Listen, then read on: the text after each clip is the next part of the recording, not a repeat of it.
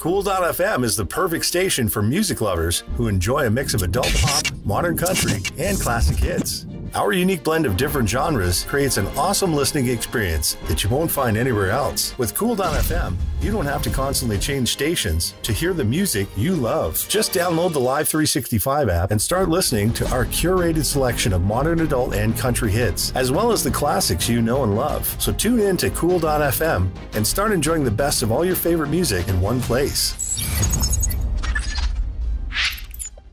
Hi, I'm Christian Matteo, co-founder, editor-in-chief, and writer for Fugitive Poems and the Containment Breach series, currently on Kickstarter with some amazing reward tiers. You can find us on YouTube at Fugitive Poems. You can find us on Twitter and Instagram at Fugitive Poems. Go to fugitivepoems.com. We are Fugitive Poems, and we make comics. And you're watching and listening to Two Geeks Talking.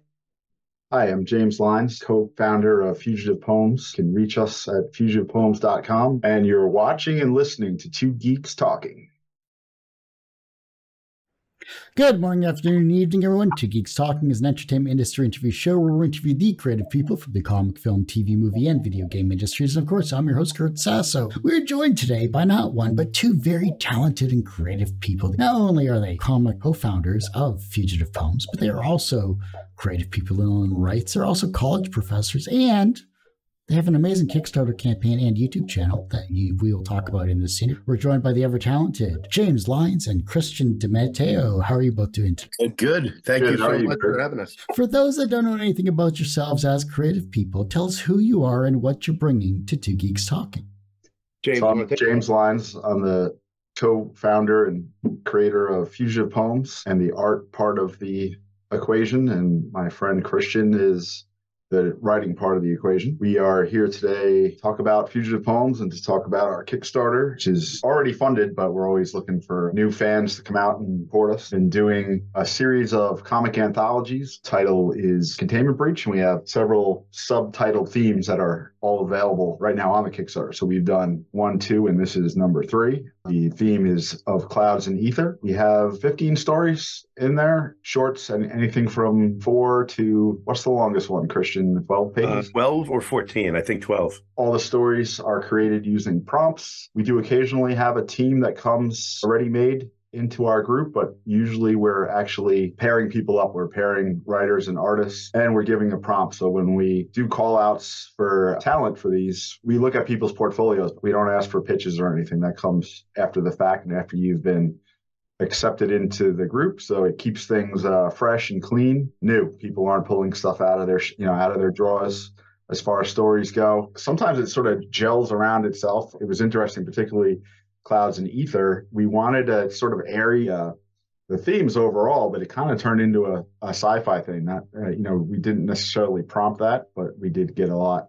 So I would say it's probably a heavy sci-fi leaning book. Containment Breach 2, the last one, was Myth Reborn, actually brought out a lot of different cool ideas as well. So you could picture taking a myth. It could be anything from a modern myth or that sort of story, or the ancient Greek myths, and then taking it and making it your own and changing it around. We had some famous characters in there, like the Greek god Thor made it in there. It's a lot of fun, and we've had a lot of success with it, getting a lot of indie artists out there. We had so much success with Containment Breach 2 that we actually put 2 books together. We actually have Containment Breach 4 waiting in the wings as well. So that'll be out later on towards the end of the year. So I'm going to ask this question here, and this is for both of you. Obviously, with a campaign running, and I don't believe this is your first campaign, is it? Not our first rodeo. What have you learned from when you first started doing crowdfunding campaigns to your current campaign that you've improved on from not only an artistic perspective, but from a business perspective? So not our first rodeo makes it sound like we're old hands. This is actually our second rodeo. So we had really big success on our first campaign. We were just sort of figuring out our way through it. One of the things that we've done that I've seen other campaigns not do, that we sort of did naturally, was we had the product made before we did the campaign. This puppy is going to happen. That's something we believe in. And I think that was a big selling point in our first campaign. So that's something that we've continued to do. I see a lot of these campaigns where people are like, well, we have a page drawn one from each or whatever. When we get funded, we'll make the book. And when we get funded, we wait for Kickstarter to give us the money, and then we hit print. Not literally, it's not coming out of my printer. We work with Mixon Printing, and they do these beautiful. I'd put these books up against any Marvel or DC output. This is Myth Reborn. There's 160 pages of comics. The print quality is just unbelievable. But so we're ready to print. In fact, volume 4, all the art and stories are done for that too. So we're probably going to go live on Kickstarter in conjunction with our Terrificon appearance in July with volume 4. But that book is pretty much done as well. So people get these really quick after they order them for Kickstarter. I mean, there are things where I'll get a package in the mail a year later. I don't even remember back in the Kickstarter. When you get Fugitive Poems book, we get it out right away. And I think that's one of the best things that we did. And we only work with great people. We have a no asshole policy because this is our passion. I've got a work email where I get assholes emailing me. I don't need that for this. We make sure we only work with great people. They get the job done, and we're ready to put these books out and raise everybody's banners. To me, that's one of the most important things that we did. What are some of the tiers that you incorporated into this particular campaign that are a little different than maybe some other campaigns of a similar genre? James, why don't you talk about your art while I go tell my children they can't be yelling in the background? A couple of tiers that I call them legacy tiers, where you can actually get all three of our books together, either digital or print form. The book that Christian was holding up, one of them is Containment Breach 1, which was, obviously our first one because of number 1. That's actually going to be going out of print. We really had to actually count some of our books to figure out, make sure we weren't offering something that we didn't have available for here. So the first edition of Containment Breach 2 is winding down as far as numbers, and 1, once they're gone, they're gone. We have a couple of the print versions of that left. People have been buying those lately. We have some, creative tiers where you can, along with the physical copy of 3, you can get a original drawing by me. I forget what the number was on that. What is that, 150, Christian? I believe so. And then we also have some of the production art for sale. So the production art from, even though we put the book together, we're also in every book as contributors. So our 3 story is called Thermoclines. I have some of the production art available in there. So my usual process is to go all the way up through ink traditionally, use a light board for inking. Usually I will color digitally. It's the most challenging for me. I tend to go overboard sometimes, and it's always cool to have that digital backup where I can kind of change the hues or desaturate or saturate. Of course, that's a lot harder to do with watercolors or something. You're kind of stuck with what you are. I did do watercolors on Containment Breach 2. We have production art on that, and then we also have our first Not Safe for Work tier. That was actually page 6 in our book. In our story. A saucy. It's a full page spread. Literally? Sorry? I said literally? Yeah, pretty much, yeah. Not quite that, not that bad. I would say rated R. That's the first one we had. I usually do my pencils, and then I do my inks on a light board. So I have a really clean version of the pencils and the inks on those. And we're offering both of those one time only because there's only one set. This is the original work, not prints or anything. The scale on them is identical because I'm working right over them. Of course, they look a little bit different with the ink versus the pencil. But in particular, this set really close to what's actually in the book. So you'd be able to see the full-size version. For comic fans, you'd be able to see a bit of the process. Pretty cool. We're meeting one night we're having a Fugitive Poems meeting one night, and we're trying to get the campaign together, and we're looking, all right, well, what art do you have from this one? He's going through these really cool drawings. If you look, the page that we have up on the Kickstarter, so you go to Kickstarter and you go to Containment Breach, Volume 3, and you can see a page from every story. The story we did together is called Thermoclines. If you look, the page 2 that we have up there, you can see on the original production art reward tier, you can see the inks for it. So we're going through these really cool pages that he has, like that one. And then suddenly he whips out, oh, I didn't remember I had this. And there's our page 6 splash page, which in my script, I think I just wrote sex scene. I think like page 6, I just wrote sex scene.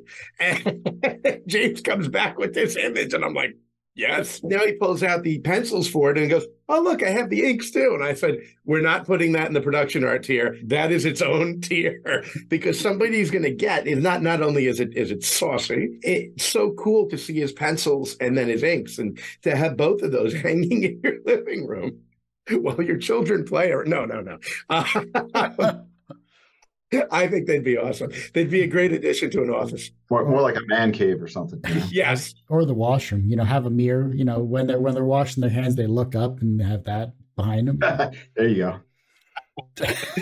There's always water on the floor because people are washing their hands and they turn around. Yeah, or if you're a business, you can hang it over the urinal. Yeah. Perfect for a bar. It's an artistic piece, quite literally. It is gorgeous. And when you see the final page in the book, you're going to be astounded at how similar it is. What the changes that were made were minimal. And it's a gorgeous picture. And little Easter egg, there's imagery on it that actually ties into the cover of Containment Breach Volume 3, which James Lyons also did. It's one of my favorite covers that he's done. He kills it every time. You also have a bunch of other tiers as well, too, just to kind of wrap up the tiers there. You have a high-level tier and you have a cameo tier as well, from what I briefly saw here. I always find the cameo tiers fun just because you never know where you're going to be put in, because I've done that before in the past, and it'd be like, oh, look, there I am. I'm famous, kind of. Yeah, well, that's the idea, is that we want to, you're going to be a notable extra in a panel. Like there will be, you won't have to go, I think that's the one that's me. We'll make sure that you're notable so that you can tell friends and family. The other panel, the other one like that is it's our highest level tier. It's $1,000, but it's beyond worth it. We will draw you, your likeness and your name. I will write a story about you, a fugitive poem story. And it's us. And if you look at any of our work, we do terrible things to our characters. We can pretty much guarantee that either you'll be doing terrible things or terrible, awful things will happen to you. As I said in the advertisement I did for it on Twitter, we'll kill you real good. Oh, this tier will be a ton of fun, and you'll be able to say to people, not only is this me, but wait till you see what happens to me. Unless you want like a page 6 situation. Well, I mean, I was an art model in university, so I mean, that's old hat for me. I'd want something different. Oh, Kurt, hit the tier. We'll make it work. What is the most misunderstood aspect about the horror and sci-fi genre that people who don't follow it misunderstand? Oh, wow. I love it. That the artists are actually insane. Well, no, that's a given, though, isn't it? What do you think, James? I think people tend to underrate sci-fi, both as novels, and I think it's become it comes and goes in sort of popular media. Christian and I would dare say you grew up in the Star Wars. Yep. I'm Kurt. That was the huge thing, and it was spaceships and so forth. I actually, yesterday in a grocery store, there's a probably 17-year-old girl, and her name was Leia. And I was like, oh, I know who your parents are. And, I asked her if she had a brother, Luke, and that was his middle name. So it kind of comes and goes, but I've been a long time reader of sci-fi, and there can be really in-depth stories about humanity, even though they're in a foreign nature. You're not dealing with real history or anything. There's still those in-depth stories that are involved, and particularly what comes to mind is Isaac Asimov for me, seeing all the stuff that we see these days about AI and confluence of real artificial intelligence, stuff that we thought when we were kids looking at C-3PO would be distant future, and that, not anything that we would see. I have a feeling now that within my lifetime, we might actually see humanoid robots walking around on the street as, who knows, maybe even subservient creatures like they are in iRobot, right? Where you have that endless question about being the dominant and subservient species and all those questions that come in. You get into some really deep human questions with sci-fi, and it's not just laser guns and fancy spaceships, although when I was a kid, I used to actually pray at night for the Millennium Falcon to be able to glide across the galaxy and light speed. Excuse me, that's the wrong one. Light speed. I love this question. I'm a huge sci-fi fan. One of my writing gods is Ray Bradbury. He's actually the reason I started writing. I had to go get this while you guys were talking. This is a signed letter from Ray Bradbury, and that's not a stamp. That's actually a signature. When I opened it up, I completely expected it to be a stamp. Ray Bradbury is the reason I started writing. James made me think of it because he's talking about all the human elements in sci-fi. If you read the Martian Chronicles, which is about people landing on Mars and meeting Martians, and they're aliens. It is one of the most human story collections. If he had taken the sci-fi out of it, people would appreciate it today like a work of great literature. But because it's sci-fi, the same way with the Academy and Oscars and all that, because it's sci-fi, it's pulp. But I happen to be a student of pulp. Noir is one of my favorite genres. And there's so much humanity in there. There's so many lessons, but they don't feel like lessons, because there's something about when you're writing a detective story, when you're writing science fiction or horror, that it's less didactic. That the reader or the viewer bring their own conclusion to it, that you fed them in some way, but without knocking them over the head. In a really entertaining way, you can come up with wild stuff. There's a story in the Martian Chronicles about a wounded astronaut, and this Martian woman takes him in, but she's got to hide him from her husband because he won't know what's going on. And it is such a real story that could easily have taken place on Earth, with a wounded mechanic, right? It's powerful, and you feel for this Martian woman and her life situation. That's what I think about when I write, is how can I tell a wild story? And I tell my students this: never write toward a moral. Never write toward, I want to prove that blah, blah, blah is blah, blah, blah. Because then you write a crap story. It's like a thinly veiled message that you're like a sermon. People say to me, I can't start writing. I never know how to start a story. The hardest part is starting. It's not. Create a character and have them do something. Bob picked up his cup of coffee. All right, well, what if it's not a cup of coffee? What if it's a cup of Sarlacc juice, right? And where is he? What if we make it sci-fi, make it horror? Whatever. Picked up his cup of blood, picked up the skull full of blood, right? See where it goes. See where the story takes you. You have beliefs, you have feelings, and your characters are going to make choices that you're going to have opinions on. Follow them, and whatever you believe will come out without you preaching to anyone. And the best thing you can do, more than teaching anyone a moral lesson, the greatest thing you can do for someone in this hard-ass, difficult world, is give them a couple of minutes of entertainment. George Carlin had this whole routine on prostitution. And why was it illegal? How is it that the worst thing you could do for someone is give them an orgasm? Being that you're both college professors, of course, in your respective fields of art and writing here, looking at the younger generation you're currently teaching, how have they surprised you in absorbing the knowledge you're giving them, and how are they turning it to their advantage?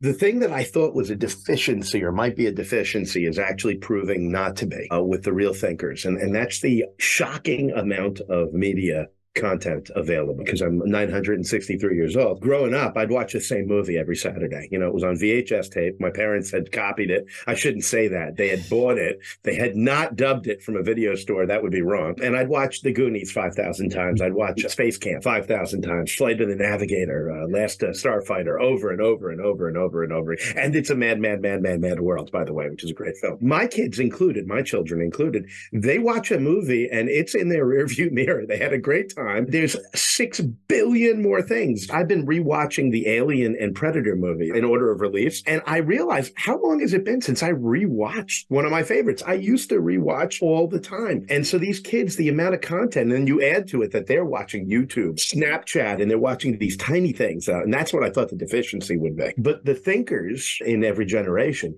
the thinkers are taking this information and they're combining all the sources that they're getting actually into new stuff, new takes, and they see the world differently because of the amount of content that they have to sort through. I think I have a hope that I'm seeing glimmers of, that because they don't have the favorites that I had, that I watched over and over, which to me is like loyalty and passion, that they're going to be less likely to make pastiche, which is something I always have to watch. I love working with prompts because I believe in creative limitations. Because if someone told you to write, just write anything you want, chances are you'd write something that's been written a million times. You're like, oh, I like spaceships with blah, blah. But when you say, no, it has to take place, it's got to involve a pair of glasses, a crowbar, and a squirrel. You're going to write a story nobody's ever written before. That's actually prompts I give my students. I come up with 3 things, and they have to write a story. Well, these kids have so much to draw from that they're less likely to come up with all the tropey cliche stuff, because it's all meshed in a mishmash in their heads. And the thinkers have found the through lines, and I love that. Today's youth. That's a tough one. To be honest with you, I'm not seeing a lot of world-changing stuff come out of students. I think it's the same thing that Christian was talking about. They're so used to seeing so much content. Unfortunately, the way the entertainment world has gone, everything's like a copy of a copy of a copy these days. You see all these rehashes of old movies, even movies that don't need to be redone, masterpieces. For one, Christian talks about watching movies again and again. I think I've seen John Carpenter's The Thing like 87 times at least. And it's a masterpiece. And I didn't mind the remake of it. It really didn't improve the story at all. I like the fact that it had a bit of the origin of it in there. I see a lot of kind of rehashing out of students these days. They don't really understand or are prepared to do the kind of original stuff. I mean, there's always exceptions to that. I tend to get a lot of kind of the opposite of what Christian said. I do get a lot of rehash stuff. I have to fight tooth and nail to get them to not do Spider-Man and Superman. And, there's nothing wrong with drawing that stuff, and you can improve. I sit and draw from different styles. I'll sit and I've been looking at, I'll probably mispronounce his name, but Mike Diodato lately. I've been trying to look at his style and emulate it, incorporate some of that. Pieces of that can show up in my different works, but it's not my work. I have not seen anyone that has shocked me lately with true originality. There's a lot of worship of anime these days. Anyone under age 30 kind of worships anime. I got nothing against anime, but when you just copy that style, rehash it all the time, it gets kind of stagnant after a while. And they're still creating comics today, Comfort and Atom as they're known online. They were the first ones I ever saw to blend Western and Eastern influences together into their own style. I thought that was unique and amazing and interesting in that concept. The manga influenced or anime influenced style, which is fine. But I mean, when you look at the true masters of that work, that's a whole nother level than what gets spit out currently. Yeah, I think the minimalist style, which is, that's part of Japanese culture, that sort of minimalist style is done right, can be really amazing, but they have all the chops underneath first to be able to do that. But it's something that you can kind of emulate. And I think it becomes a crutch for a lot of students because, you can emulate it. It's not necessarily realistic. It's like playing in a cover band and, you play easy pop tunes where you're riffing 3 chords or something. You're not really breaking into what is your own feeling, your own look, originality there. And that's one of the most important things to me. Kind of society's fault. We went through decades of abstract painting and put whatever you want onto a canvas and call it art, and that's art. We could have a whole art history conversation about that, about abstract expressionism and how it sort of intentionally, and you would ask some artists and they say that was the reason why it happened, but it kind of ruined art as it was, and kind of, a lot of people lost faith in that. When you say, hey, I'm going to put 3 smears on a canvas and sign it and call it art, I think that had a profound impact on visual storytelling. In the wake of that, we do have, this sort of uptake, that sort of consumption, sort of like what you see now when, Disney buys Marvel and beats the crap out of all the Marvel titles, and Disney buys Star Wars and beats the crap out of all those titles and that kind of thing. Reinterpretation of the mediums that we grew up on has evolved and changed, not always for the better when it comes to the consumption of it either. It's just, it can be too much or it could be just too little and they're just trying to make a quick buck. But when a good story is told and showcased, then at least, the value that we remember either gets better or it stays the same. So we're not really losing anything in that regard, but it seems like it's few and far between these days. Yeah, I think it swings like a pendulum. We'll go back, more creative stuff, stuff gets old after a while. Anthologies are always a fun, amazing time, and you've created some amazing works, especially with Containment Breach here. And looking at Volume 3, the collective of artists that you have here is truly astounding and amazing, and some have actually been on the show, actually, in the past, too. Who are some of the artists that either approached you or you filtered through when you were putting this together? What we do is we put out a call, say that we're doing an anthology, as James said earlier, and we don't say what the theme is. Like, we haven't announced the theme yet for Volume 4, though the creators know. Say we're doing another anthology. People send us their best work, and we put teams together. This time, we got so many people that wanted to be involved. I had reached out to, I think, only 2. Matt Battaglia being one, who's got actually House on Fire, should be in your mailboxes if you ordered it. It's his new book from, I think, Living the Line Press. Matt Battaglia had Ghost of the Carousel with Dauntless. He's amazing. And he's in this book. He was in volume 2 as well. But we had so many people come out that we were able to pick and choose from people that we knew and loved and people we hadn't had in the book before.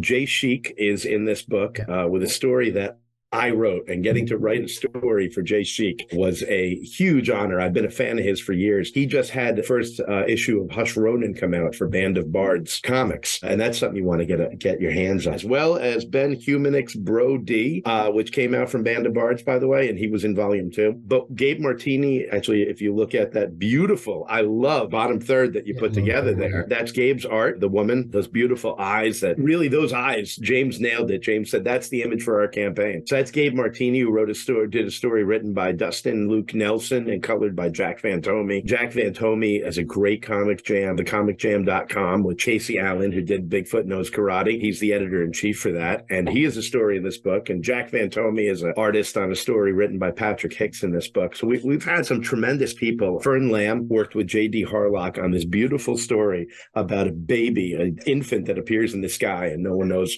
why it's there. Yoni Hogg did the lettering for that. But we also have the Hill brothers, who did a wild story called Hemlock. We've got Camilla Sims and Leland Bjerg, who did a beautiful story around Prompt Hammurabi's coat, which Leland told me he had no idea what to do with. And that was BS when you see the story. He really rocked it. And Camilla did a great job with the art. I've gotten caught up thinking about all these great creators, like Andre Briano and Yu Feng, but I can't remember what. We actually have a lot of interviews of the people that Christian was just talking about up on our YouTube page. You search up Fugitive Poems on YouTube, you can find us, and we have 6 or 7 interviews up of Containment Breach 3, more soon to follow as soon as I can find time to stick them out there. We also have a bunch from the Containment Breach 2, some people that have been back for 3. We have Brian Beardsley, who did a couple of stories for us. Did you get Fantoni on camera this time, Christian? Yeah, well, thank goodness. Otherwise, I'd still be saying Jack Van Thom. I had no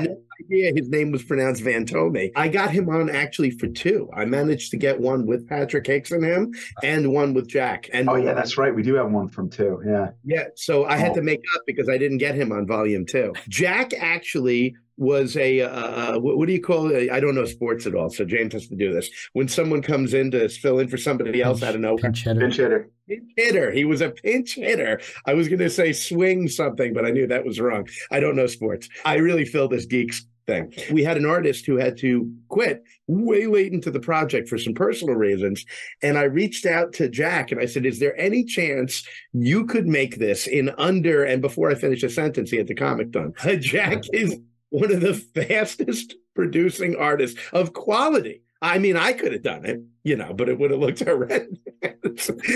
He puts out beautiful, beautiful work every week with the Comic Jam. And if you're not following thecomicjam.com at the Comic Jam, you need to get on it. Every week they put out a slew of one-page comics, or at least 4 by Jack Fantoni. It's a great break from work. There's a different theme every week, and we have a number of comic jammers involved, including the master of visual sound, Kevin D. Lynch, a great letterer, and Tom Line, another great letterer on this project as well, and they're both comic jammers. We've got some great people. As you can tell, it's a great networking tool. I would say the majority of our artists a lot of them we've met through the Comic Jam. Everyone there from a, kind of newbie artist to people that have been working for years. It's a great place to get to know people and work on your skills and so forth. Our goal, one of our missions for Fugitive Poems is to, and I know from a business standpoint, you're only supposed to have one mission, but the hell with that. One of our missions is to raise the banners of other creative and independent artists like ourselves. We've got this guy, Vitaly Kalchenko, in our book. He's from the Ukraine. He's in Kiev, and he can only get in touch with me when they have internet because of everything going on. He's creating in a war zone, a literal war. It's unbelievable to me. He has a story in volume 2 and volume 3 and possibly 2 in volume 4, by the way. I don't know if I told you, James. He randomly sent me another thing that was awesome. He's incredible. Vitaly Kalchenko, he's in Band of Bards Amongst the Stars. He's in the Fairy Tales of Mars that's coming out. And the guy is an unbelievable talent. And then Travis Hill, who I'm doing an interview interview with James on Wednesday. I hadn't gotten him yet. Travis Hill, who's got a bunch of books coming out from Don't Listen, Band of Bards, Techno Nights, and a couple other things. Him and the great Sam Prouse. What an artist. They're both amazing, and they did a story called Sons and Fathers. If you back the campaign, which you want to do, it's 140 pages of electricity. It's just a wild, awesome sci-fi collection of stories. The second update I just put out, I released as a thank you the first page of Sons and Fathers, and you can see another page from it on the Kickstarter, and that's Travis Hill, who's just incredible. So we met really amazing people in this campaign, in all these campaigns. What was an early experience where you learned that language had power? Oh, wow. I'll jump right on that. I was just talking to someone about this the other day. I mean, that on day one of my class, my college writing classes, which no one wants to take, it's a required class, learn how to write essays, right? That's the first thing I tell them, is that words have power. Words have power. And the more words you know, and the better. It's not about 50-cent words, or I don't know, with inflation, they're $1.25. It's about knowing the right words with the right connotation, the right energy. And I think that and this goes back to an earlier question you asked. This goes back to my first experience with horror. And that was John Bellairs, who nobody talks about, a couple of years ago, pre-COVID, because everything in the world was pre and post-COVID, right? Eli Roth, the horror director, did a kids movie called The House with the Clock in Its Walls. And it was fantastic. He did a great job. I wish he had done the other two books. But that's actually my least favorite series. It was great, from John Bellairs. I can't believe that John Bellairs isn't a celebrated, one of those 80s authors we all talk about. I remember reading The Sorcerer's Skull. It was either that or The Curse of the Blue Figurine, being in my room, terrified, and putting down the book and saying, why the hell am I scared of these words? I'm in my bedroom. It's daytime. Everything's fine in the universe. And I have a chill. And this is still what I look for in horror. Horror is great when my spine feels encased in ice. That's my litmus test.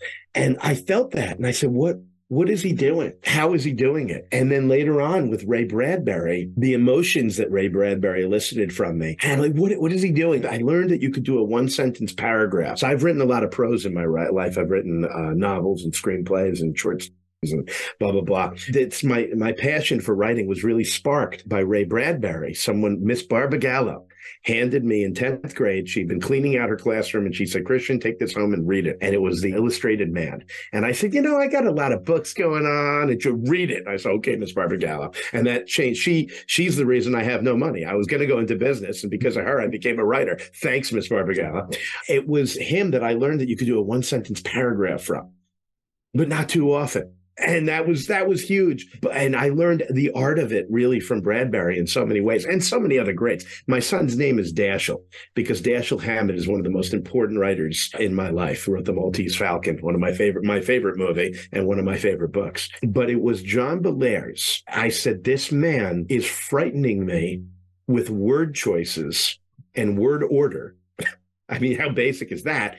Out of reality. I know where I am, and I'm completely safe, but I am scared shitless. And I was like, there's something here. How do you do that? That I think is probably my first memory of saying, holy crap. History with words goes back more to music. I've always been a reader as well, but I think music has really always hit me more in my soul, and it'd have to be the lyrics part. Although I do like all aspects of the music. Back in my earliest formative days, listening to Rush, and I really love Rush's lyrics and outlook on life. Of course, influenced by others like Anne Ryan and so forth. That sort of libertarian base that I have become sort of comes from music and the idea of free will and that sort of thing from Rush. And I was also a big fan of Judas Priest back in the day. And, that kind of Rob Halford's music was always operatic, and, their storytelling elements, particularly of their early albums, Black Sabbath. A lot of those lyrics kind of really formulated and made me who I am. Of course, there's thousands of influences that make a man, but I think that was my first introduction to sort of hard words that can change the world if you listen to them. It's always been based in my music. I'd have to say Led Zeppelin as well. Growing up, having that stuff continuously, kind of like Christian said earlier, when he's watching the same movies all the time, when you had CDs or cassette tapes or something, you would sit and listen to the same one again and again. It would ingrain into you. That had a profound effect on my life and the lyrics and so forth. I mean, I can name lots of them, early Metallica, all that kind of stuff sort of formed part of my, my outlook on life. So that's where I think probably when I was around 10, 11 years old, when I started to figure out that music had a lot of power. Everyone has one person that inspired them on their path to where they are today. Who was that for you? Oh, geez, man. That's a question. You should have told me you're going to ask me that 7 years ago. You know what? I'm my father, Joseph DeMatteo. Very first thing that came to my head. All my loves, whether it's music, and I love music as well, movies, literature. I remember him handing me The Prisoner of Zenda, not Zelda, Prisoner of Zenda, telling me, sit down and read this. All of my passion for excitement, for adventure, for mystery, for exploring the darkness through the light of good comes from my father. I mean, he handed me Dashiell Hammett's complete novels, which I handed James recently, actually. He said, read this. I remember reading Red Harvest, and he'd already shown me The Maltese Falcon and listening to the Allman Brothers and just so much great music he introduced me to, Cat Stevens, and got me into rock and roll, and he got me into jazz. He's such a passionate man. I'm so lucky I still have him in my life. Essential to me, and he has supported every step of my artistic journey. Loves James. Yeah, that's Joseph DeMatteo, my father. I'd have to second on Joe. I unfortunately lost my dad a long time ago, almost 23 years ago now. He went way too young. I told Christian I want his dad to adopt me so we can be brothers. He is a great guy. To get back to the answer, though, you can look over my left shoulder here, and you can see Frank Frazetta up there on the wall. He's a big influence of mine since early childhood. I don't know how I came across him. I think it was through Ralph Bakshi that I first heard the name Frazetta, back when Bakshi did the Lord of the Rings animation. I think that's where I first got introduced to him and started looking him up. I'm so old that it was before the internet. I think the internet was probably around, but I didn't have anything to do with it. So, went to the library and found some books on him and went through magazines and so forth. He was always a big influence on me. Also, once again, to the metal thing, Derek Riggs, the guy who created all the illustrations for Iron Maiden. I was always so inspired by those. I used to draw them all the time. I've actually been looking for one of those old school blue kind of denim 3-ring binders, because I used to that was always my drawing pad when I was in class, supposed to be listening during math class, but instead I'm drawing Eddie from Iron Maiden all over everything. I think he was a big inspiration for me. Christian and I are actually excited. We're going to go to a signing. He's going to be up in Poughkeepsie, New York in September. We'll get to meet him. So, it wasn't just Derek Riggs. A lot of those album covers really inspired me as well, just to get into drawing and so forth. My dad was a graphic designer as well, but he worked a lot. I didn't have as much time with him as I would have liked. Artistic side kind of just runs in my veins. Basically can't get away from it. I can't do other things. It's the only thing that I really have talent at. So it's just been kind of something that I've always had to deal with, for better or for worse. I think that's where my inspiration comes from. It's the things that I grew up with, as far as illustrations. From a professional standpoint, you're both college professors. You are both leading the next generation of creative people. You both have an amazing talent in both writing and art, and you've created 3, almost 4 volumes of your Containment Breach series and many more that we haven't had a chance to touch on. So professionally, you're both successful in that regard. Do you consider yourselves personally successful?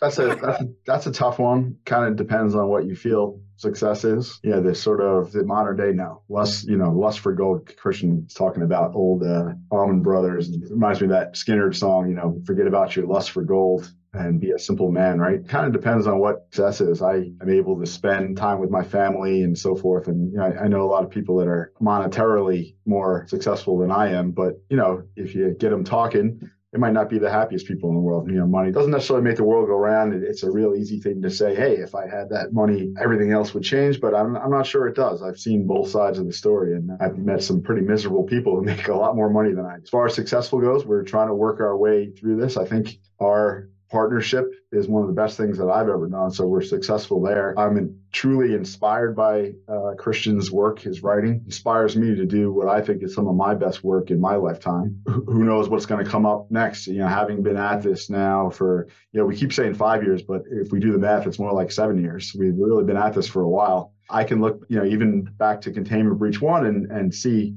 how much I've improved there. And that's as, someone who's already been experienced that sort of growth there, being on that artistic journey. That's one of the things I say to my students. Your experience as an artist is a journey. It's not a destination. Students are always asking me, oh, how did you find your style? There's really no such thing. You're inspired by certain things. It's also a certain way that your pens and pencils move around and so forth. I feel that I've been more successful than ever in the last 7 years, hanging out and dealing with Christian's creativity and manias and combining our team together. So yeah, I definitely feel that we are successful. It'd be great to be able to, obviously, everyone always wants to make more money on their passion projects. Yeah, I think I have found success in comic books so far. Yeah, just give me a second. I'm getting the answer from my therapist. This question was... I have two more that you're going to have to answer, and they go way deeper than this one. All right, Adam, stay on the line. Do I feel, you know what? That's actually a question I struggle with all the time. James talks about the lust for gold. And by the way, Simple Man is possibly one of the best Skynyrd songs ever. Yes, I'm going to kind of tie it back to what James said. When I get a text message from James with a little crappily taken photo of his computer or something with a drawing on it, right? I am beyond elated that he's drawn something else that I've written. And usually when I look at it, I then change the story in my head a little bit. I'm like, what, he did that with that? Oh, well, you know what we can do with it? I'm entirely inspired. This is a Ouroboros, Ouroboros. I think it's Ouroboros, the snake eating its tail, but in a great way, this energy of feeding each other. The energy that I get from his work is incredible. And it makes me want to write better every time. It makes me want to push even further into things that nobody's done before, because I want to see him draw it and show me what it is that I was thinking of. And that's what he does when he draws. When I come home from my job and I sit down to do Fugitive Poem stuff, I don't feel like it's another job. I don't feel like I'm working. I feel this is where I was meant to be all the time. So yeah, I guess, yes, I do consider myself a success because I'm happy. I got a beautiful family. I got a beautiful wife and children, 3 great kids who, won't shut up, but they're awesome. I got great friends I've been blessed with. I got James, which is one of my number one blessings. And we're making art together, which is all I ever wanted to do. And I'm making art with one of the coolest people I've ever met. So yeah, I'm going to have to tell my therapist that you brought me to this revelation, sir. Thank you. Not a problem. And I'll take whatever 10% of his fee that you give him. So it's all good. The reverse of success is failure. How do you deal with your failures? I just got myself all psyched now. They hit me hard. I don't see them. I see failure where other people don't, where they're like, well, no, you did great. I'm like, not good enough. I'm a product of the 80s VS power of positive thinking. I was raised on a lot of that. It actually pushed me sort of in the wrong direction to never think I've done quite enough. But I'm surrounded by great people who keep me grounded. No, you did it. And it's awesome. And you don't know what's going to happen next. You don't know where it's going to go. And that's the thing about art is that you put something out and it's a hit. That's awesome. You put something out and it's not.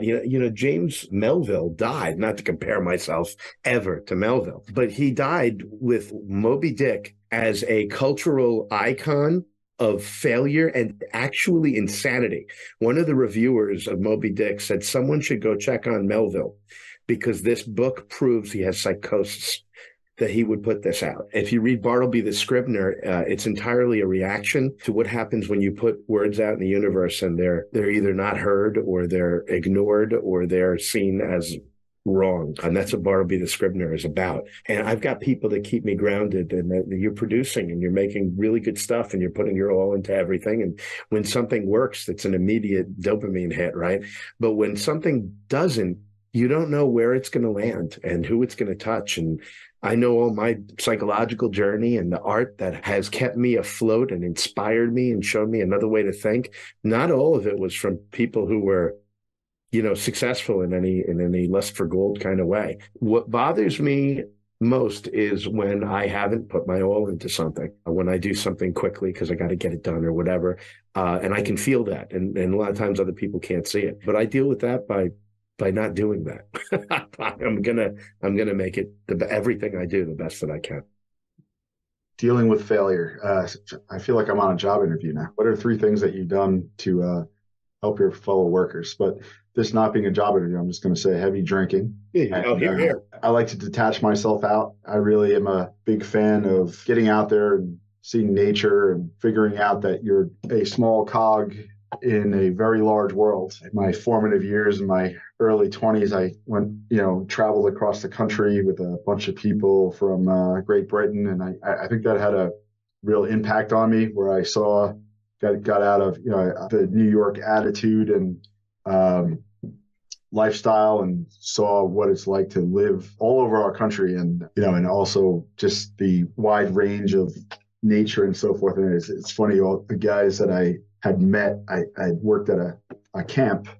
I was about 20 years old, and they were all from Great Britain, and they all had this idea that all of the United States looked like Clint Eastwood movie, like a spaghetti western. They thought everything was deserts and cactus and so forth. And of course, when they landed in New York and got sent up into the Adirondacks, they saw it was completely different. I've never had a huge ego, and I don't know if it's egotistical to say that. I've never had a huge ego. I've always been a humble person. I think failure is part of life, and you got to get over yourself. You're just one more person. You can talk about people that became famous after they died, right?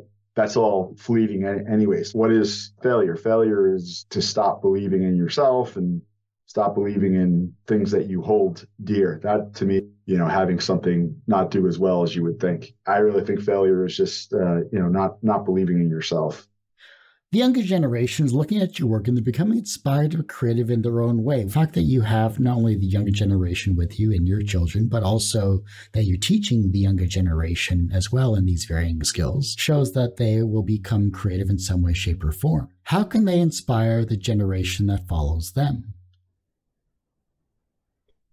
James just talked about continuing to believe in yourself. He said it much better, but follow your passion and stay to your values. I hope that I'm putting that into my kids, my 3 children, and I'm hoping I'm putting that into my students as well. The key is to get people to keep producing. And that sounds really consumerist. I mean, they're what they love, to follow what they love and make things that other people aren't making and put their thoughts out there, whatever they are. One of the things that really scares me about the Twitter era that we're in, and it's not just Twitter, but Twitter seems like one of the more virulent sewers of it. This idea of if you have a different opinion, you're a monster. Yeah, I don't have the same opinions I had 5 years ago, 10 years ago, 15 years ago, et cetera, et cetera. In fact, I've gone back to some of the opinions I had when I was 8 or 9. Your life is evolving. And to feel the freedom of being able to express your opinions, to be able to say what you're thinking through your art and let it be part of I just forgot the German word for it, zeitgeist. Yeah, thank you. To let it be part of the zeitgeist and let it be part of the discussion.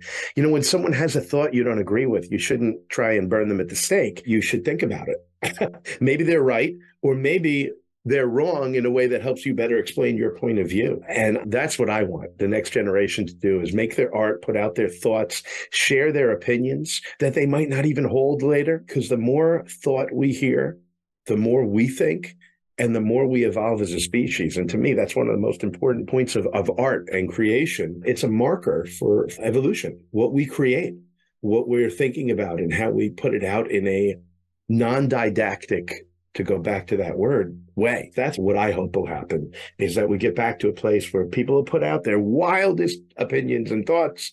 We can debate them. We can discuss them. You can decide who you don't want to hang out with because you now know who you are. I'll end this question with this. I start every class I teach with "you're all going to fail." No, I'm kidding. I start every class I teach with the 2 most important words of philosophy: know thyself.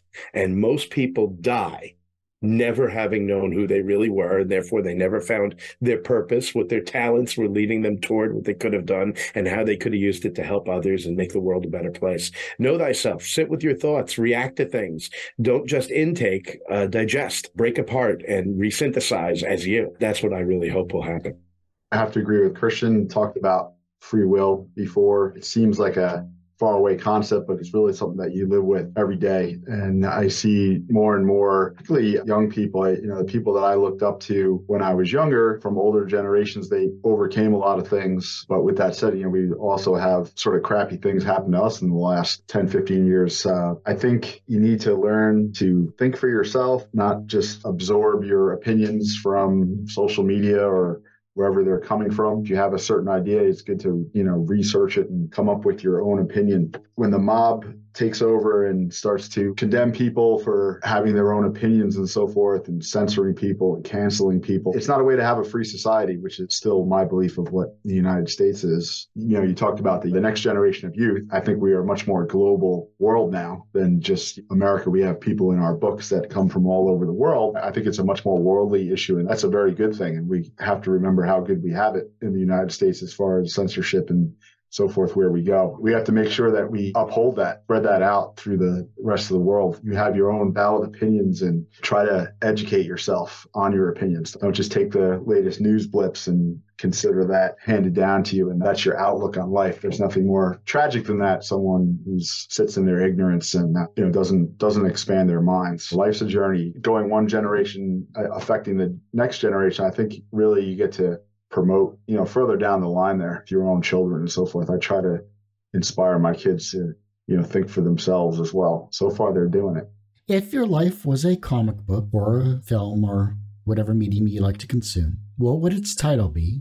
And what would its soundtrack be? I'm not sure about the title. My soundtrack, I think, would definitely be Slayer. Lots of hard tracks, and I think it would involve swords and sorcery and that sort of thing. Would like to picture myself slaying dragons or something like that. I think that would be a fun movie to make. Reality is not movies and so forth, but it's fun to think along those lines. I'm thinking the soundtrack would be a combination of opera, blues, and heavy metal, because they're all the same kind of music. It's all about extreme passion, and I love all of them. A lot of Black Crowes would be in there, the Black Crowes, definitely. I would want it to be a noir that made me look a lot cooler than I am. Maybe like Humphrey Bogart's In a Lonely Place, but not quite so psychotic.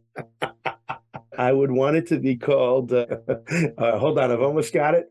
I would want it to be called Pages and Whiskey. Love it. That's great. Well, Christian and James, I do hate to say, but that ends this particular episode of Two Geeks Talking. I want to thank you both so much for coming on the show. Absolutely.